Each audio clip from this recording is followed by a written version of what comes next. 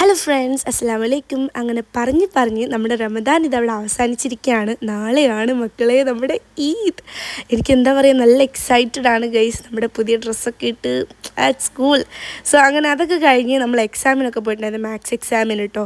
അങ്ങനെ maths exam ഒരു വൈകുന്നേരം ഒരു 3:45 കഴിഞ്ഞ് ഞാൻ വീട്ടിലെത്തി. ഒരു 6:30 നോമ്പും തുറന്ന് നമ്മൾ ഹൈ ബേബിക്ക് ഡ്രസ്സ് എടുക്കാൻ വേണ്ടി നാദാപുരത്തേക്ക് പോയിട്ടോ. ഞങ്ങളുടെ ഡ്രസ്സൊക്കെ എടുത്തു. അത് നിങ്ങൾ നോക്കണ്ട ഗൈസ്, എന്നെ കല്യാണി പാട്ട് വെച്ചപ്പോൾ എക്സ്പ്രഷൻസ് ഇട്ടതാണ്. അതെനിക്ക് മസ്റ്റാട്ടോ, ഏത് പാട്ട് വെച്ചാലും ഞാൻ എക്സ്പ്രഷൻ ഇടും. അത് കഴിഞ്ഞിട്ട് ഞാൻ ഉമ്മാൻ്റെ സ്റ്റിച്ച് ചെയ്ത ഡ്രസ്സ് വാങ്ങാൻ വേണ്ടിയിട്ട് ഒരു ഷോപ്പിൽ വന്നിട്ടുണ്ടായിരുന്നു. അവിടുന്ന് നിനക്ക് ഭയങ്കര ഷീക്ക് മൂഡായിരുന്നു കേട്ടോ. പിന്നെ എനിക്കിവിടെ പോയാലും മിററിന് വീഡിയോ ഫോട്ടോ ഒക്കെ മസ്റ്റാണ്. അങ്ങനെ അത് കഴിഞ്ഞ് അവിടുന്ന് ഇറങ്ങി നേരെ ഹൈ ബേബിക്ക് ഡ്രസ്സ് എടുക്കാൻ വേണ്ടിയിട്ട് ഒരു ഷോപ്പിൽ കയറിയിട്ടുണ്ടായിരുന്നു. അവിടെ നല്ല നല്ല കളക്ഷൻസ് ഉണ്ടെങ്കിലും ഹൈ ബേബിക്ക് ഡ്രസ്സ് കിട്ടിയില്ല ഗൈസ്. പിന്നെ ആർട്ട് ആൻഡ് ചേസിൽ പോയപ്പോൾ അവിടെ കുറേ ഡ്രസ്സ് ഉണ്ടായിരുന്നു. എനിക്ക് ഏതെടുക്കണം എന്നുള്ളൊരു സംശയം. എല്ലാം മിനേൻ്റെ ആ ഒരു സൈസിലുള്ള ആൾക്കാർക്കായിരുന്നു നല്ല രസമുള്ള ഡ്രസ്സ് കേട്ടോ. പിന്നെ അവിടെ നമ്മൾ ഡ്രസ്സൊക്കെ എടുത്ത് നേരെ ഇറങ്ങി.